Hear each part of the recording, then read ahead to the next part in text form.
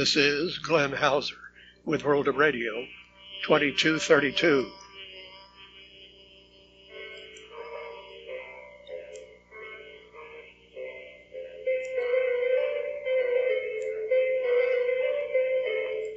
World of Radio is a listener-supported public service program about communications around the world, above all shortwave. On this edition recorded February 29th, Alaska, Australia, Brazil, Canada, China, Congo, Cuba, Europe, France, Germany, Indonesia, Liberia, Netherlands, North America, Oklahoma, Romania, Saudi Arabia, Switzerland, Taiwan, Turkey, USA, Vanuatu, Yemen, total eclipse, and the propagation outlook. Standard disclaimer. I'm glad to report that World of Radio has been resumed on WTWW in Lebanon, Tennessee, with many thanks to George McClintock and Bob Bierman. They had transmitter problems, but we're back on the air as of February 27th, subject to anything further going wrong. The chosen time for World of Radio is Friday evenings at 11 p.m. Central. That is 0500 UT Saturdays, except starting March 16th when DST is in effect, that will become 0400 UT Saturdays. Alaska, on Hardcore DX, Bill Smith reports that HAARP research tests were being conducted February 28th to March 3rd UT on frequencies between 2.8 and 9.6 megahertz. For further information, Google this, EI7GL diary. On February 27th, Wolfgang Büchner in Germany observed that some of the KNX transmitters frequencies from Australia, that is, reach beyond Australia, were off frequency minus anywhere from 7 to 43 hertz, such as nominal 11825, 11875, 11945, 15320. Also off frequency minus approximately 15414.9, Radio Club de Ribeirão Preto in Brazil, still active on shortwave and heard by Manuel Mendes in Spain as of February 23rd, around 19 UT. According to the website, they already have 5 FM frequencies, presumably with different programming, and soon they'll have one more once they turn off 15415. I've been hearing a long-wave beacon from Canada on 258 kilohertz, such as February 26th at 0727 UT, Dash and ZSJ. Of course, such call signs have nothing to do with ITU prefixes. The real ZSJ is or was Naval Marine Radio on HF from Cape Town, South Africa. The Canadian Beacon ZSJ is in Sandy Lake, Ontario. From John Perkins Canadian Radio News via IRCA DX Monitor. On 890 kilohertz, CJDC, Dawson Creek, BC, was heard just north of Toronto, February 23rd at 0538 UT, with a much stronger signal than WLS 890 Chicago. Historically, CJDC has a special place in the hearts of many Western Canadian broadcasters, as it provided the first job for many of them on AM and or TV, not just announcers, but also camera and engineering staff. Continuing discussion in IRCA about the Asian Rumbler sidebands from China, what are they? Steve Witt says, I stumbled across this from drm.org. 3 government ministries, NRTA, MIIT, and SAMR, officially published a joint document in September 2023, actively guiding the Chinese automotive industry to support DRM and AM band, and encourage province transmission stations to broadcast domestic DRM services. Perhaps this is what is happening? However, comparing the signals audibly and visibly, Nick Hallpatch replies, I don't think DRM and the Rumbler are related. Manuel Mendez in Spain says, most days it's inactive, but on February 27th, Radio Congo Brazzaville was on 6115 from 1754 until off at 1831, in French with news at 1800.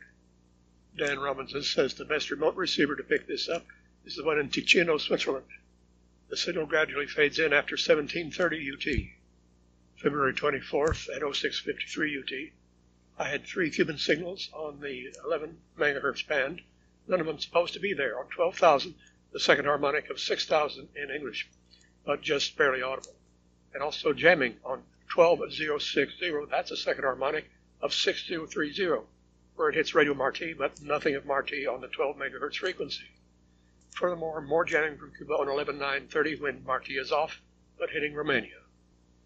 After having been on for a few days, Radio Rebelde was missing again from 5025, February 28th at 0134. Filed under Europe about Pirate Charleston Radio. Alan Rowe in the UK says, heard 27 February from tune-in at 1945 on 5135 instead of 5140, probably due to interference from 5143. But the next day, February 28th, Alan Pennington forwards this to the British DX Club. From Harry Richmond, sad news about Charleston Radio International on their FB as of 28 Feb. Charleston Radio International is shut down by authorities today. It's history, and I thank you for listening and posting over the years. The project was made for 100 years of AM radio. I hope you remember me fondly. Bye-bye. 3 men took the transmitter with them. We were nice to each other, so now I wait for the penalty bill. Other reports imply it was probably in Germany or Switzerland. Also filed generally under Europe. We'll see why. This from NordDX via Kari-Kallio in Finland. Radio Igloo will be on the air this weekend via 4 different European radio stations. The West Coast DX Club has a listening camp and a cabin at the woods north of Gothenburg. To draw attention to this, Radio Igloo will be on the air with a new program, a mix of info and music with Swedish artists. For the first time, the program will be broadcast simultaneously from at least 4 different transmitters on different frequencies from different locations in Central Europe. Saturday, March 2nd, 1600 UT on 5010 or 5040, 5840, 6260, and 6300 kHz, or free frequencies nearby. And presumably the program will be broadcast the following day at 14 UT only on 6300. Richard Langley in New Brunswick has been hearing a DRM signal from France around 9565. It came on the air just before 0230 UT, 28 February, in DRM, and it turned out to be RFI Musique, one of the 4 RFI streams, not RFI Monde or RFI Afrique, as might have been heard previously. Transmission ended at 0257. I don't know if RFI Musique has ever been on shortwave before. But the next night, 29 February at 0230, the feed was back to the RFI Monde network. February 24th at 1620, I was hearing Amharic on 15710.102. That's an RMI brokered clandestine for Ethiopia called Moresh Voice of Amhara. Saturdays only at 16 to 1630.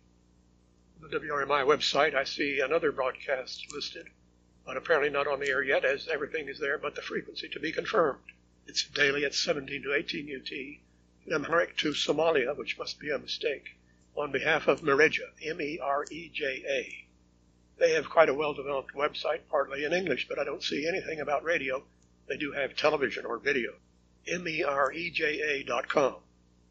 These comments by Kai Ludwig about Deutsche Welle, weekly broadcast to Sudan. It started last June, their first Arabic service since 2009. They used to run on workdays and were supposed to cease at year end. This did not happen. But since late November, it's curtailed to a single 45-minute edition per week. That's still more than what comes out of BBC, who made a big fuss about their lifeline, but had no scruples to cut it when the next big thing overshadowed Sudan. Now DW broadcasts to Sudan each Wednesday. There are contradictory versions of the details, but according to HFCC, 1215 to 1300 via Issoudun, France on 15390 and 17570, plus 1830 to 1915 from now in Germany on 11830 and 15275. Apparently intended to continue beyond March 30th, though there could be frequency changes. German observers think that what takes place in Sudan is a classic proxy war, in this case between Egypt and Saudi Arabia on one side and the UAE on the other. Don't expect German foreign politics to do anything about it, not just because of Baerbock. The UAE are a supplier of LNG, so Deutsche Welle is actually still more than expected. Also, it could be that their Bundesliga broadcast will cease at year-end. It looks as if DW's sports department will no longer exist in 2025, according to sportjournalist.de. Joe Hanlon in New Jersey replies, DW will only offer the first few months of next season's Bundesliga soccer matches on shortwave in Hausa until December, and that's it. They have lots of people in Nigeria tuning in to the weekly matches. Sad news, it'll end due to cost cutting. Alan Rowe in England says, Channel 292 Germany is back on the air. The third frequency, 3955, heard 29 February at 1850, and confirmed on their website. However, Leslie Illingworth in Bremerhaven replies, excessive modulation on 3955, more than 200%. On my Kiwi Spectrum carrier is almost gone, just excessive mod. You can't listen longer than a couple of minutes. In silence between music, you can hear cross-modulation from their other two frequencies. Upon Asilomar State Beach, California, Ron Hart says, I find it rather ironic that Voice of Indonesia 3325, which for a very long time had little to no audio, now has greatly improved modulation, but have noticed recently that the formerly often heard RRI Nabiri 7289.93 has been off the air when checking after 0745 UT. That was as of February 23rd. Manuel Mendez in Spain reports on Liberia 6050. ELWA back on the air after 3 days of absence. February 25th, signing on at 0600 until 0635 with religious songs in English and an ID at 0616. I occasionally have a just barely audible carrier on 6130, and this is probably it, reported by Ralphus W. Perry in Illinois in the NASFA flash sheet. Radio Europe Netherlands, heard February 21st with country and music at 0645, a robot DJ in Dutch at 650, and also on February 24th at 0720 with Bee Gees, and a robot ID at 733 for Radio Europe. This is not a pirate, but one of those low-power license stations. WRTH says 100 watts. I continue to hear a signal slightly below 11515, believed to be the pirate Hikari FM from Arizona or Sonora, such as February 26th at 0710, finally with some barely audible modulation. 11514.95 variable. Rick Barton in Arizona also reports it, February 24th at 2200 with announcements and music in Japanese. What about 11514.8? And on February 25th at 1730, very unusual sounding music, mostly undermodulated. J-pop sounding stuff, like often heard on Radio Nikkei 2 from Japan. This heard most of the day on numerous rechecks. And Rick Martin in Arizona also reports another surprise daytime frequency from Antichrist Pirate YHWH. February 24th at 2110 on 11875 AM. In progress at TuneIn with the usual Yahweh or the Highway lecture from the operator Josiah Elias. Inaudible by 2145. On this occasion, it was also being heard by Eric Fedderswalp in Washington State around 2130. It is into the KFS remote in California. When the noise level allows, I hear an ND beacon in Henrietta, Oklahoma on 267 kHz HET, such as February 26 at 0729. However, I could copy it better, tuned to 265 USB. The major listings at dxinfocenter.com and RNA show it's the only station on 267 kHz anywhere, a clear channel worldwide. For me, it's 200 kilometers away, south of Tulsa with 25 watts. Richard Langley says, I monitor Radio Romania International in French and English in the late afternoon after I get home from the University of New Brunswick. It's a great RRI signal as received here. There is no other NATO partner so close to the front line that has such a good shortwave broadcast easily received in North America. Maybe Turkey, but they are also buddies with Russia. Romania is a strong NATO partner, and the news program often has a report on how Romania is supporting NATO and Ukraine against the Russian invasion. It's called the Eastern Flank. Slava Ukraini. I've been hearing RRI in English at 0630 on 11930. It was surprisingly good on February 23rd, the best signal on the band, with no Cuban jamming. But the next night losing out to jamming against nothing else, since Radio Marti is not on that frequency. My standard remark, never pick a frequency ever jammed by Cuba. Via kilohertz, megahertz, and gigantic hertz, World of Radio 2232. A non-commercial service like our website, worldofradio.com. No new contributions to acknowledge this week, which might have been sent by money order or check on a U.S. bank to Glenn Hauser, P.O. Box 1684, ENID OK 73702, or not necessarily in U.S. funds via PayPal to WORADIO@yahoo.com. We're still hearing that horrible buzz roar for many hours on 11820, the Saudi Arabia transmitter trying to carry Republic of Yemen radio. Here's a sample as recorded by Zacharias Liangas via remote in Kuwait. ليشاركه أو يتعايش معه وألغوا دولة اليمن وحولوه تابعا لإيران وألغوا الجمهورية واستبدلوها بالإمامة ورفعوا شعار. That was at 0729 UT, February 25th. When I've heard it much later in the day, there's just been the noise and no program modulation. Ed Sylvester, the Navy dude who lives in Riyadh, said on February 25th, "Let's collect the data as I am scheduled to visit the Saudi Broadcasting Authority next week." Switzerland anon. Alan Rowe forwards this from CM Obrecht's X account. My next radio broadcast for the first time from now in Germany on the 2nd of March, 1330 UT, 21600 AM to Southeast Asia, 86 degrees, 125 kilowatts, showing my mixed music program featuring music from Juno Reactor, Tchaikovsky, Sadinding, D-Block, and S. Stefan and C.M. Obrecht himself. I notice on the Radio Taiwan International website that the last status update show featuring Chris has already gone on the air in February. Certainly a unique name, but that's actually their letterbox or mailbag or listener contact show. Alan Holder on the Isle of Wight replies, "Since the departure of longtime hosts Shirley Lynn and John Van Trieste, this program and others in RTI English have seen a succession of presenters on what appears to be short-term contracts. The new man, Phil Leskovsky, hails from Slovakia. I believe they also have a Ukrainian on staff. As for co-host Sharon Lynn, far too much laughter for my liking. Major changes to their programming have taken place over the last year or so, but to me RTI broadcasts are still far superior to the output from CRI. A shame they have lost so many shortwave listeners, especially in the Americas, after the cancellation of Florida relays. And now there's only one daily shortwave release for English via Tamsui Taiwan itself on 9405 at 1600. Most correspondence these days seems to come from QSL collectors in South Asia. As we've noted before, that program appears on Tuesday and or Wednesday. Something's always erroneous, said Emmer or a riot Ankara concerning Voice of Turkey.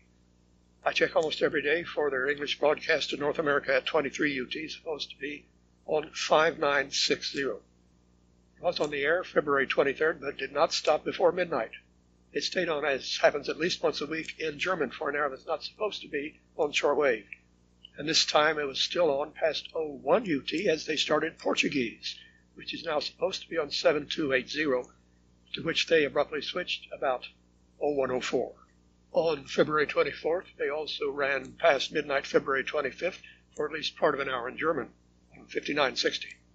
On Sunday, February 25th, the letterbox program was already underway when I tuned in at 2319, and it was over by 2333. The exact time and length of it vary widely. On February 26th, at least the second half of the English hour at 2330 was nothing but music.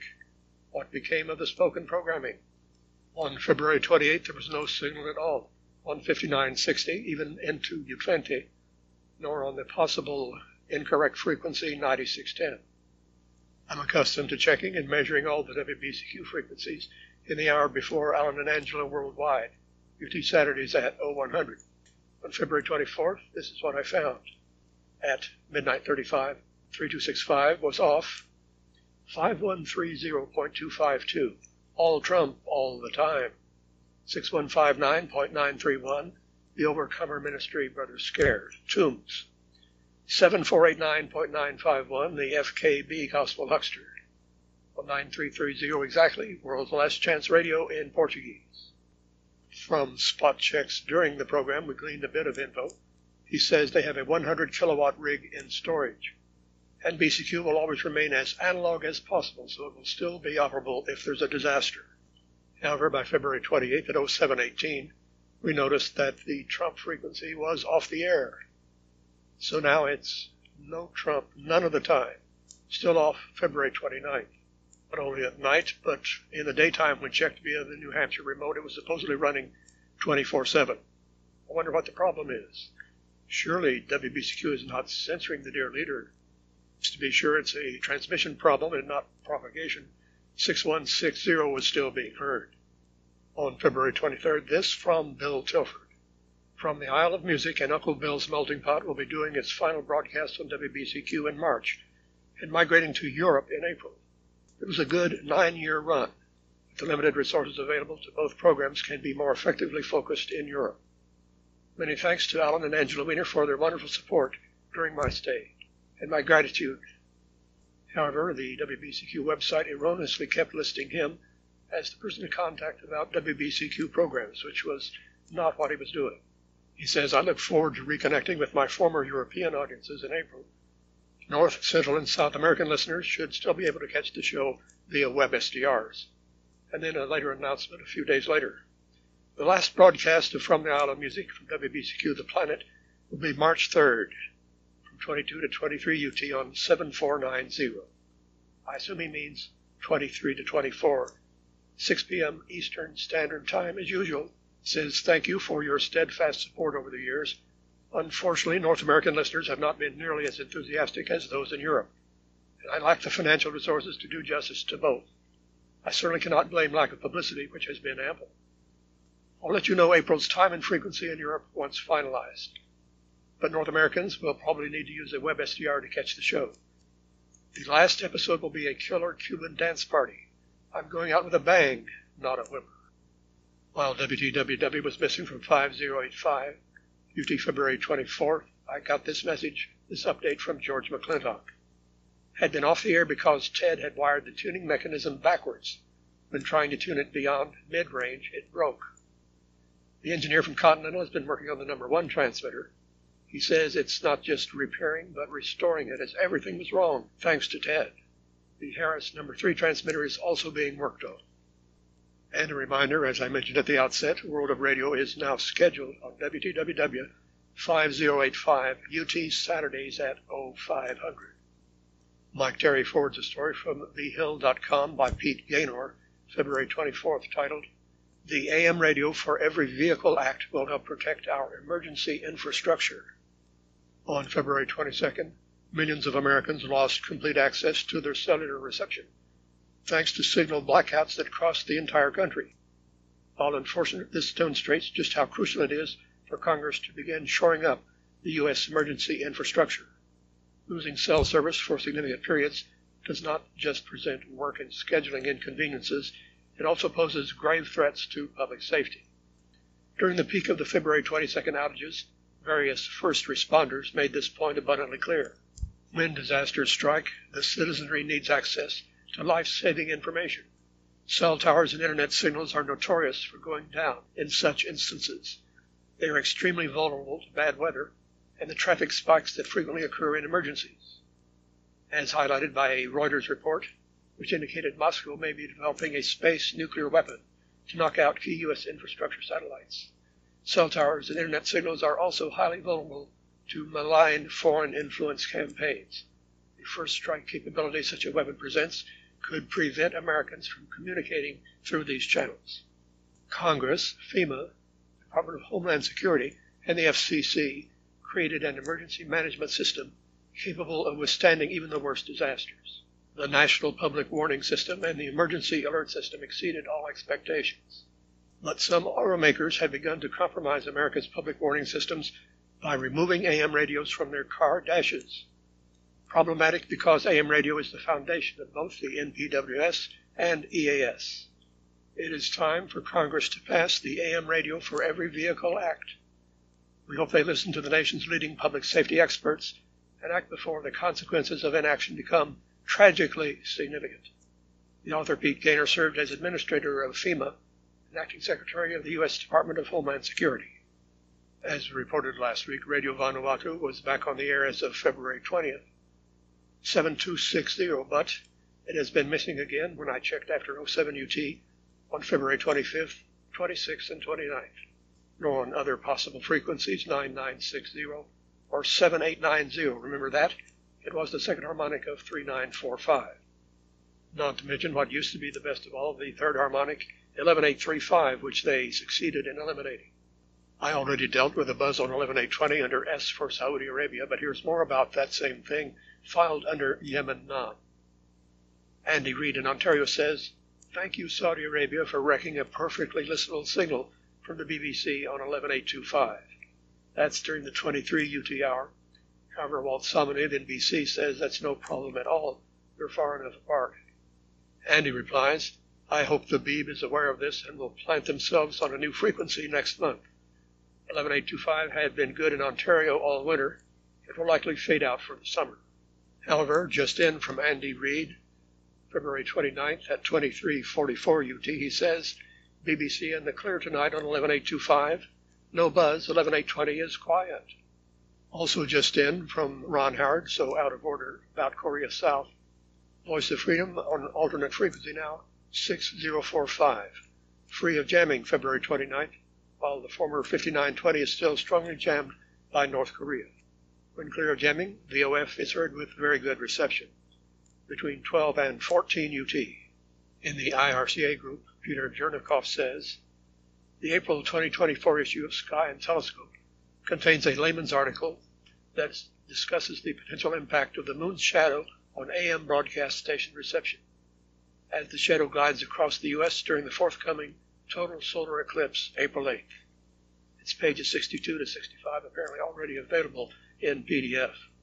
Andrea Lavandel in Italy replies, in a similar story about the 2017 eclipse, the same author, Joe Rao, R-A-O, invited to look at the ARRL-sponsored 2017 Solar Eclipse QSO Party. The initiative's results page at hamsci.org refers to a study by Nick Hall-Patch with AMDX observations of the event presented at the IRCA convention of 2018. Nick urged to start preparing for the 2024 eclipse and do some proper planning for some extraordinary medium wave eclipse recordings. That's at hamsci.org. And Nick Hall-Patch himself replies, Joe Rao also covered the 2017 total solar eclipse in Sky and Telescope. In fact, HAM-SCI is preparing for medium wave monitoring at the time of the upcoming solar eclipse. It has already run a monitoring program during the annular eclipse of 14 October 2013, with rather a lot of data files resulting from it. Those who took part in the annular eclipse project will be getting updates very shortly. For details, see hamsci.org/MW-recordings. The propagation outlook from SWPC issued February 26th. Solar activity expected to be at moderate levels through the 2nd of March, when region 3590 rotates off the visible disk, while flare potential will likely decrease substantially from the 2nd of March through the end of the period. A chance for M-class activity will remain due to multiple significant regions on the far side of the Sun due to rotate back onto the visible disk. Geomagnetic field likely to be mostly quiet. ANK indices of 5 and 2, straight through from February 29th to March 23rd. Solar flux declining from 180 February 29th to 160 March 13th and 14th, ascending back up to 180 by March 20th. Please feel free to check our website for much more information, worldofradio.com. With many thanks to all our stations and contributors, Glenn Hauser inviting you to hear me again next week as I conclude World of Radio 2232 with a standard disclaimer.